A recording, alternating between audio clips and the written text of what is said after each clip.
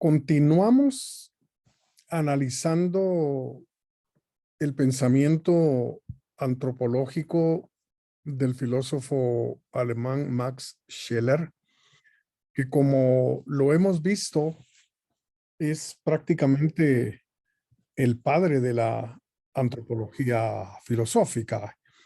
Él la fundó con su obra El puesto del hombre en el cosmos. Entonces, continuando con el pensamiento schelleriano, vamos entonces a recordar en dónde nos quedamos la vez anterior, reconociendo que la propuesta antropológica de Scheler es de carácter dualista. Es decir, reconoce que en el hombre hay dos elementos que lo conforman, pero ha habido muchas visiones dualistas del hombre.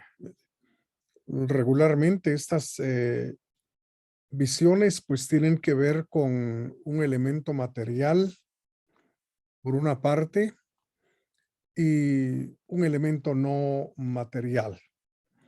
Prácticamente desde el pensamiento antiguo en Grecia con Sócrates y particularmente con Platón, esto se ha venido dando, ¿verdad? Recordemos, por ejemplo, en el pensamiento platónico, el alma constituye el elemento, digamos, esencial. Está como atrapada el alma en el cuerpo. Tiene el desafío de sobreponerse a lo corporal con todas sus exigencias, renunciando a todo ello para poder encontrar y buscar el camino hacia la sabiduría. Y partiendo prácticamente de esa manera de ver al hombre, el dualismo se impuso en muchos momentos a lo largo de la historia de la filosofía, a lo largo de la historia del pensamiento occidental. Ahora, la pregunta que nosotros queremos realmente hacer aquí es ¿en qué sentido es dualista la visión del hombre de Max Scheler, ¿verdad? Este es un asunto que tenemos que llegar a dilucidar, tenemos que aclararlo porque esta es la esencia, digamos, del pensamiento de Scheler sobre el hombre. Mientras no dejemos en claro cuál es el sentido que tiene el dualismo en Scheler y qué clase de dualismo es el que él está proponiendo, no habremos llegado todavía entonces a captar lo que Scheler piensa acerca del ser humano.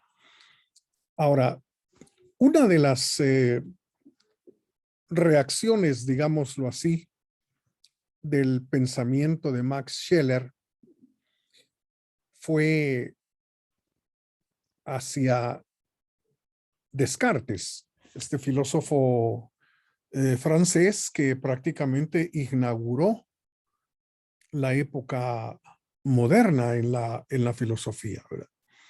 Resulta que Max Scheler no está realmente de acuerdo con la propuesta que Descartes hizo en el siglo XVII. Y hay que recordar que la propuesta de Descartes consiste en un dualismo en el cual las dos sustancias, por una parte la sustancia pensante que es el alma y la sustancia extensa que es el cuerpo, solamente existen en el ser humano. Los demás seres que pueblan el universo desde la perspectiva del pensamiento cartesiano no comparten estas dos sustancias. Todos los demás seres son simple y sencillamente cuerpos, físicamente hablando. Ni las plantas ni los animales comparten, según Descartes, la sustancia pensante, para decirlo en sus propios términos, ¿verdad? No hay entonces pensamiento, digamos, no hay ningún tipo de vida psicológica, podríamos decir, ni en las plantas y tampoco en los animales. Descartes llegó realmente a sostener que los animales son autómatas, son maquinitas, ¿verdad? No son seres vivos, ¿verdad? De modo que para Descartes, quien mata a un perro no ha matado nada, porque no se trata de un ser vivo exactamente hablando, sino de una máquina. Descartes decía, los animales hacen como que ven, pero no ven, hacen como que oyen, pero no oyen. Es decir, son máquinas que responden simple y sencillamente a las leyes propias del mundo físico, porque, insistimos, para Descartes, la sustancia pensante y la sustancia corporal, ese dualismo solo se da en los seres humanos. Ahora, Max Scheler, como dijimos también, va a reaccionar muy fuertemente en contra de esta manera de ver las cosas. Porque si bien es cierto, Descartes llega a afirmar y a sostener que las plantas y los animales carecen rotundamente del elemento psíquico, Max Scheler va a sostener precisamente una idea totalmente contraria a la del pensamiento cartesiano. Pero tenemos que dejar en claro que, según el pensamiento de Scheler, eso que se denomina psíquico, se identifica plenamente con lo físico.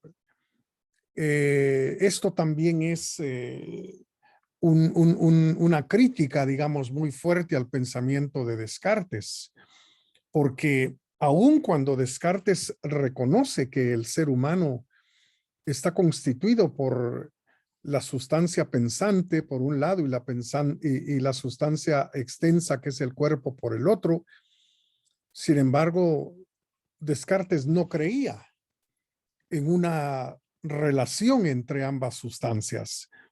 Si el pensamiento está en el hombre, pero es independiente totalmente del aspecto físico, y al revés, el aspecto puramente físico no tenía nada que ver con lo psíquico, con el pensar.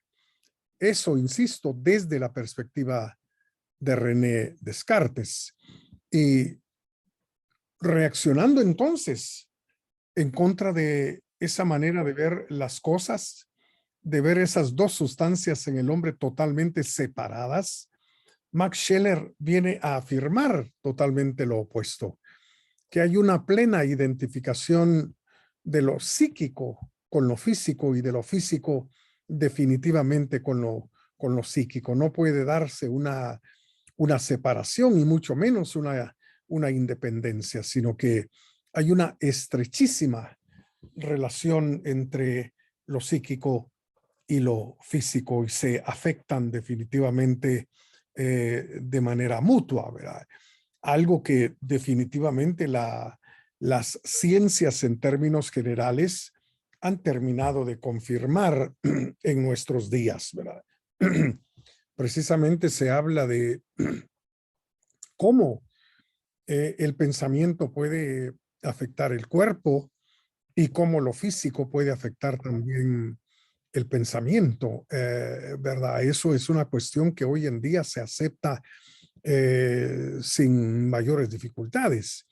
En la época en que Max Scheler, digamos, está llevando a cabo su trabajo, pues se está comenzando o se estaba comenzando a descubrir esas estrechas relaciones entre lo psicológico o lo psíquico y el aspecto físico y corporal del ser humano. Por ello es que Max Scheler no duda pues en afirmar que hay una identificación y una plena relación entre estos dos elementos. Es más, Scheler propone y sostiene que todo ser vivo, ya solo por estar vivo, posee una dimensión psíquica, incluyendo las plantas e incluyendo también a los animales.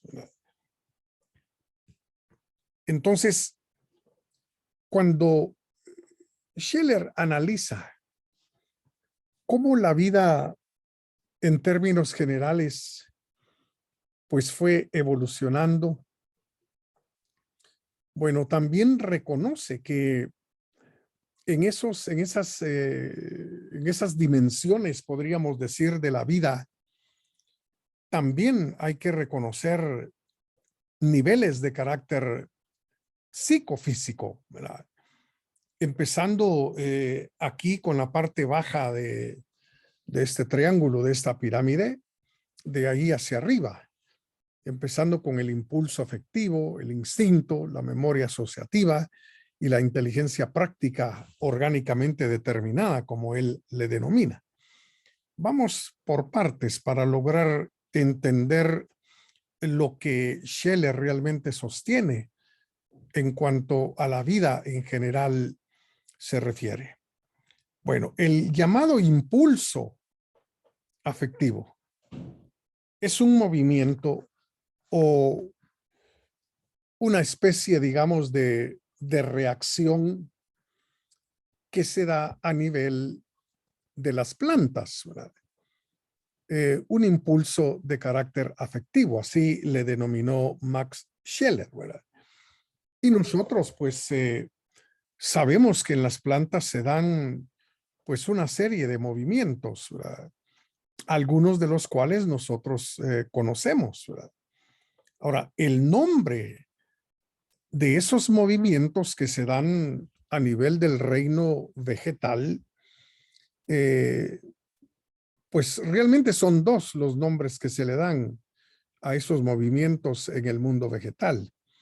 Se les llaman tropismos o también se les llama nastias, ¿verdad? Y entonces las nastias o tropismos son precisamente esos movimientos que se dan en el mundo vegetal. Tal vez el que más conocemos nosotros sea el llamado fototropismo, ¿verdad? Que lleva a las plantas a orientarse hacia la luz, ¿verdad? Por la necesidad que en el reino vegetal se tiene de la luz para poder y efectuar, digamos, la fotosíntesis, aprovechar los alimentos, los nutrientes que hay en el suelo para el crecimiento, digamos, de las plantas en todos los niveles. Entonces, no importa dónde coloquemos la planta, la maceta con la planta, pues esta crecerá siempre buscando la fuente de luz. Entonces, el fototropismo es, digamos, lo más conocido de parte de nosotros, pero también hay otros movimientos como la sismonastia, ¿verdad? Que son movimientos que se dan en las plantas como respuesta a un golpe, a una sacudida, a un toque, digamos, que se le puede hacer a una planta. En este caso, las plantas que se alimentan de insectos manifiestan perfectamente esa clase de movimientos, la sismonastia, ¿verdad? Eso es el insecto que cae, entonces, en una hoja, digamos, de una de estas plantas, pues provoca cierta conmoción ahí en la planta, y ese movimiento, digamos, del insecto hace que la planta pues cierre su hoja sobre sí misma para atrapar al insecto y aprovechar el alimento que el insecto contiene, ¿verdad? Pero también podríamos mencionar la termonastia. La termonastia son movimientos que se dan en las plantas como una respuesta ante los cambios de temperatura, ¿verdad? Entonces hay plantas que se abren y se cierran ante los cambios de temperatura. Uno de los grandes ejemplos de esto es la flor del tulipán, ¿verdad? Que se cierra o se abre dependiendo de si hay frío o si hay calor. Bueno, entonces esto lleva realmente a Max Scheler a reconocer que en las plantas hay alguna manifestación de carácter psíquico, elemental, si usted quiere, pero lo hay, ¿verdad? Partiendo del principio que ya mencionamos, la vida, ya solo por ser vida, ¿verdad? Pues tiene manifestaciones de carácter psicofísico, ¿verdad? Bueno, luego viene el instinto, ¿verdad? Bueno, el instinto es una serie de reacciones que pertenecen a la especie, ¿verdad? Son algo que se hereda, eh, que se trae realmente en la herencia, digamos, biológica del organismo, ¿verdad? Y bueno, esto hace, por ejemplo, que en el mundo de los animales se den, digamos, comportamientos tales como el hacer nidos, ¿verdad? Si las aves no van a una escuela para aprender a hacer nidos, es decir, ese es algo que ya traen realmente como una dotación genética, como parte, digamos, de esa especie en el mundo animal, ¿verdad? O podríamos incluso mencionar también la danza, el baile del apareamiento que se da también en el mundo de las aves, ¿verdad? Regularmente los machos suelen bailar, suelen danzar para atraer a una hembra, pues, ¿verdad? Los pavos bailan, los palomos bailan. Bueno, es un comportamiento, digamos, estrictamente instintivo, ¿verdad? Y entonces esto lleva también a Max Scheler a afirmar, pues, que los animales no son simples máquinas como lo creía Descartes, sino que hay una especie de psiquismo allí, ¿verdad? Hay conductas, hay comportamientos, ¿verdad?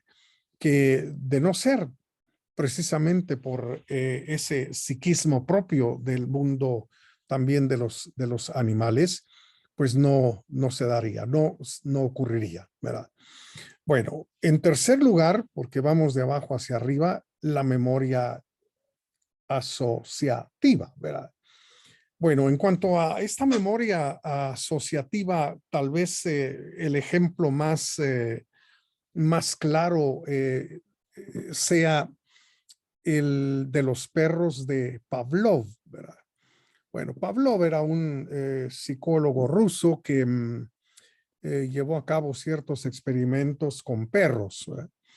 Pero uno de ellos, que es el que da lugar, digamos, a esto que se llama o que llama Max Scheler la memoria asociativa, es aquel en el que cada vez que Pavlov le daba alimento a sus perros, sonaba una campana, ¿verdad? Alimento y campana, campana y alimento. Bueno, después de muchos días de esta práctica, Pavlov llegó en un momento a sonar la campana sin presentarles el alimento. Y lo que ocurrió fue que los perros empezaron a salivar, ¿verdad? A salivar, precisamente porque había una asociación ahí entre la alimentación y el sonido de la campana, ¿verdad?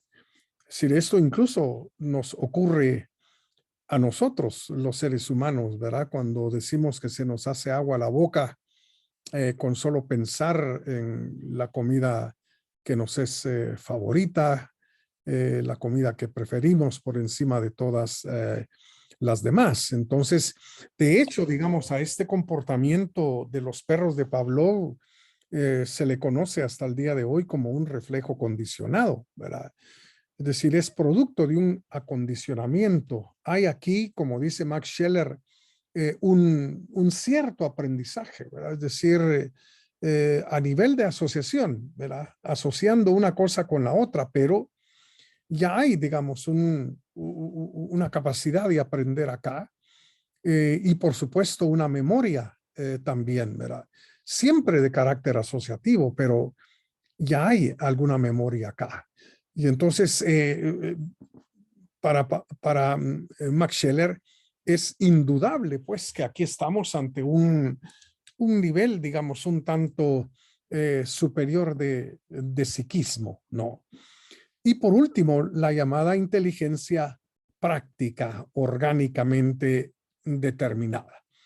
Cuando Scheler se refiere, digamos, a esta manifestación del psiquismo, bueno, está pensando y de hecho habla directamente de los experimentos que se habían comenzado a hacer a principios del siglo pasado eh, a nivel de laboratorio con grandes simios como los chimpancés, ¿verdad?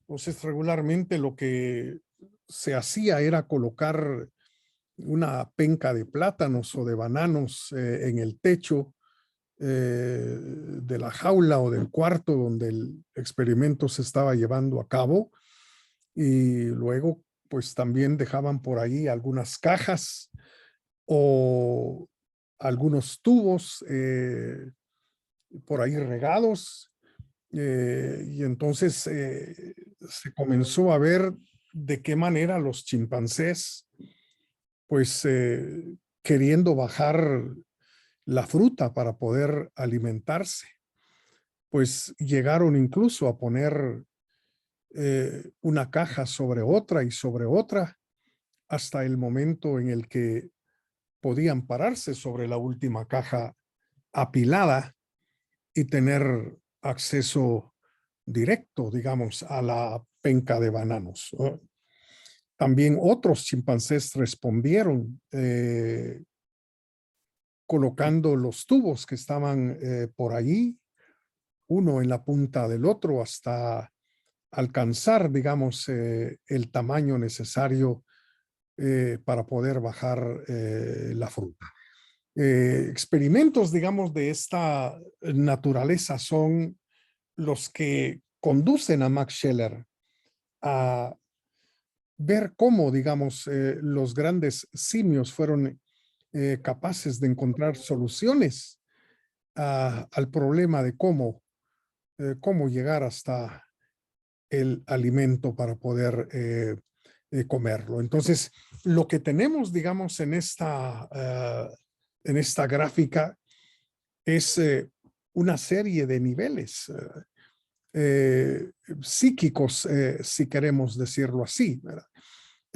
Y de esta manera, pues, Scheler critica rotundamente el pensamiento de Descartes, que creía que las plantas y los animales pero eran puramente máquinas estrictamente materiales, sin psiquismo de ninguna naturaleza. Entonces, Max Scheler pues tenía un conocimiento, digamos, perfecto de todas estas cuestiones que se venían dando y ocurriendo a nivel científico a principios del siglo anterior.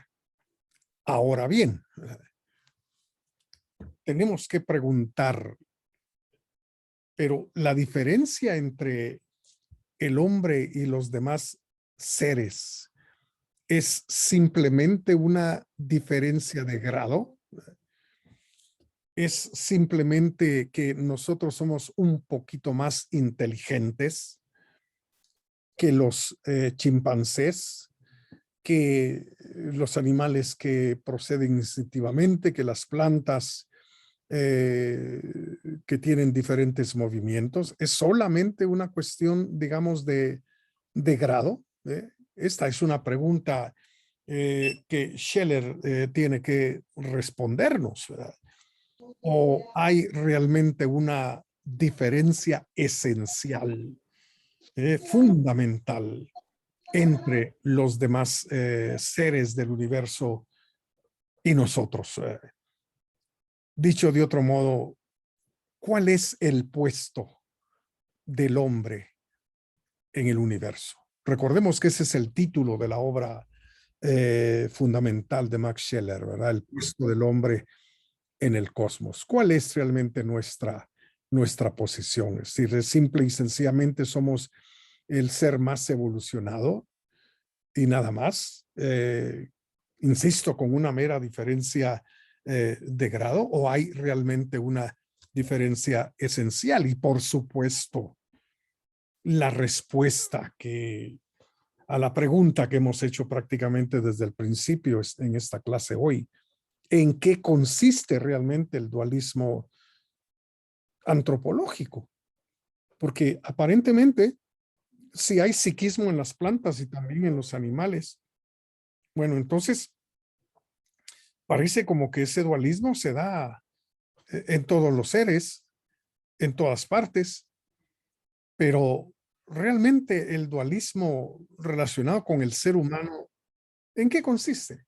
¿Verdad? Esa es la pregunta que estamos tratando realmente de responder también, aparte de las otras que hemos planteado, ¿verdad? ¿Qué caracteriza? ¿Qué caracteriza el dualismo propio de Max Scheler? ¿No? Estamos aquí ante las preguntas básicas en relación con su pensamiento y que nos interesan realmente sobremanera encontrar cuál es, digamos, la respuesta que Max Scheler tiene. Ahora, la diferencia esencial, que sí la hay, sí existe, según Scheler, bueno, la encontramos de algún modo y de alguna manera aquí en este párrafo que hemos copiado literalmente de El puesto del hombre en el cosmos. Dice Max Scheler lo siguiente: así pues, no es lo físico y lo anímico, ni el cuerpo y el alma, ni el cerebro y el alma, lo que constituye una antítesis óntica en el hombre, ¿verdad? Es de un orden muy superior y mucho más profundo. Es la antítesis de espíritu y vida. Bueno, el dualismo entonces de Max Scheler no es un dualismo físico versus lo anímico, tampoco es un dualismo entre el cuerpo y el alma, ni siquiera entre el cerebro y el alma. El dualismo que Scheler está proponiendo, él mismo dice, es de un orden muy, muy superior, incluso más profundo. Se trata del dualismo entre lo que él llama espíritu y vida. Ya hemos visto que la vida tiene sus diferentes niveles y sus diversas manifestaciones también. Ya en el cuadro que vimos en la diapositiva anterior, ¿verdad? La vida, en términos generales, de la cual el ser humano también es parte, ¿verdad? Pero solo el ser humano posee lo que Max Scheler denomina espíritu. No tenemos que pensar aquí en el espíritu tal como el cristianismo lo pinta, porque aquí estamos en un ámbito de la filosofía muy particular, ¿verdad?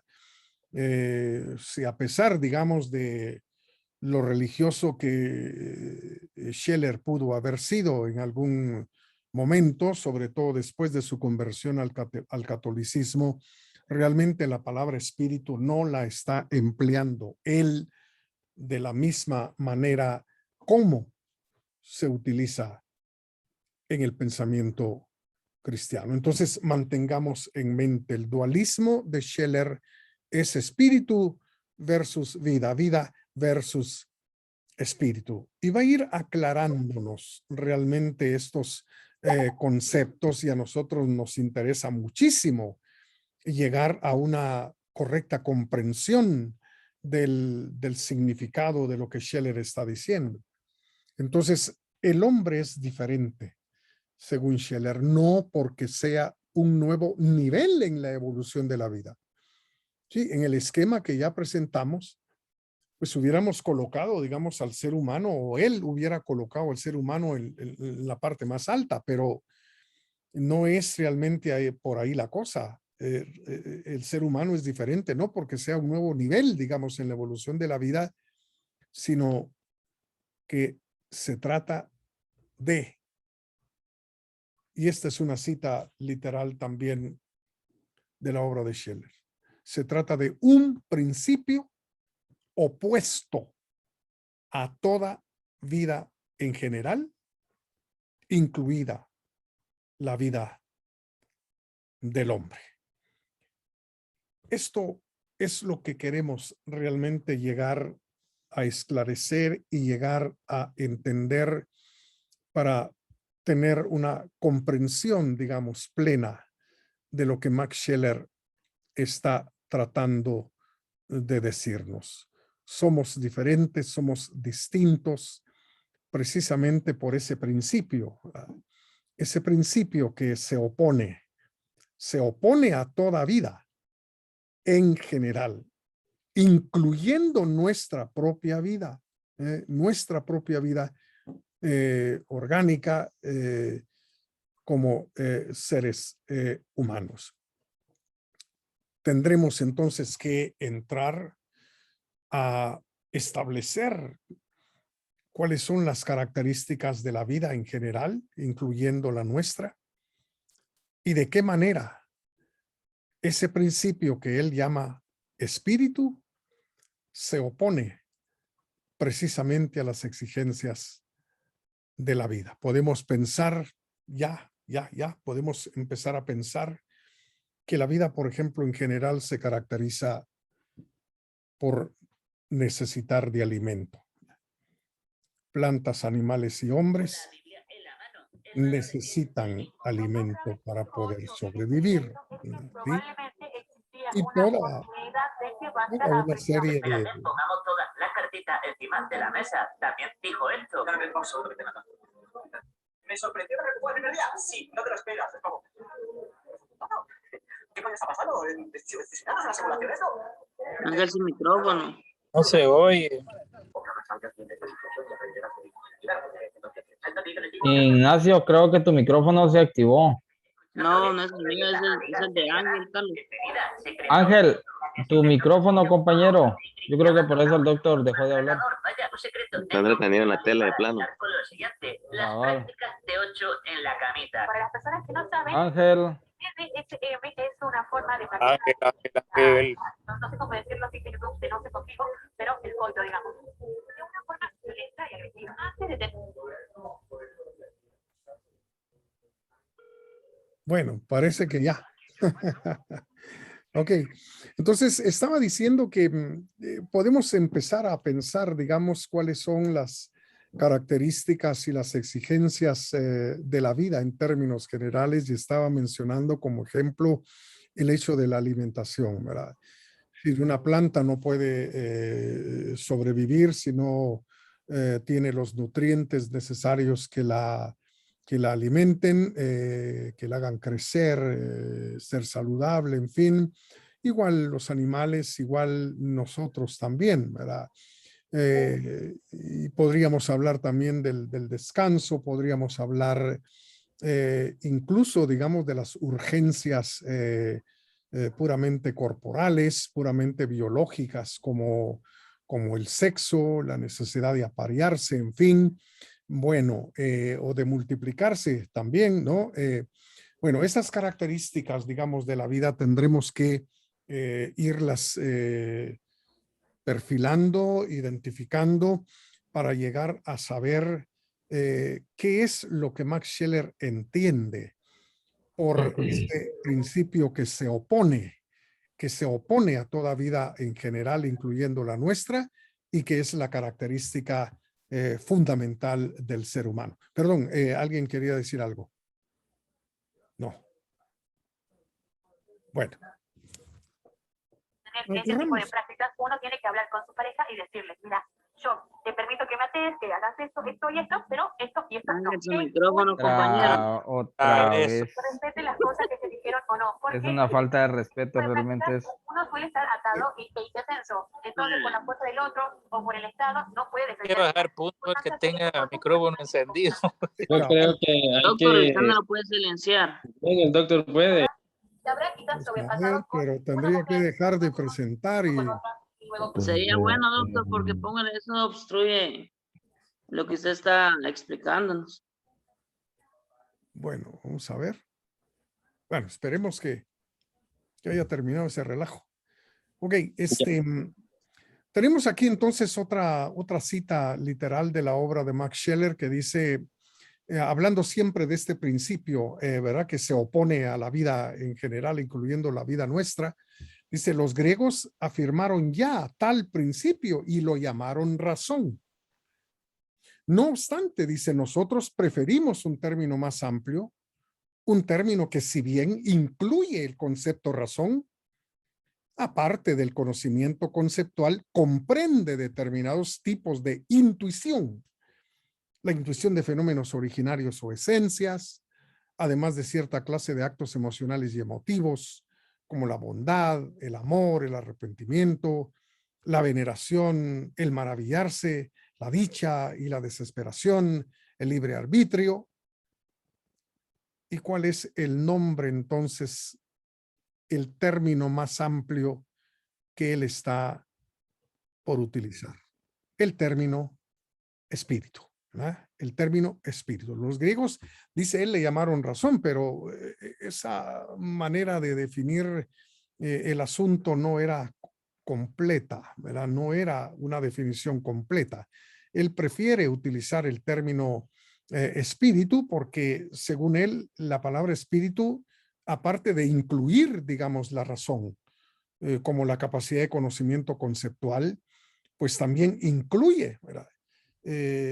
Capacidades para captar fenómenos originarios, dice él, y también incluye actos de carácter emocional y emotivos, como la bondad, el amor, el arrepentimiento, la veneración, el maravillarse, la dicha, la desesperación y, por supuesto, el libre arbitrio. Entonces, tendremos que ir profundizando, digamos, espero que el próximo día de clases aclaremos rotundamente este asunto del dualismo de Max Scheler entre el espíritu y la vida, ¿verdad? Que es a lo que él fundamentalmente se está refiriendo. Bueno,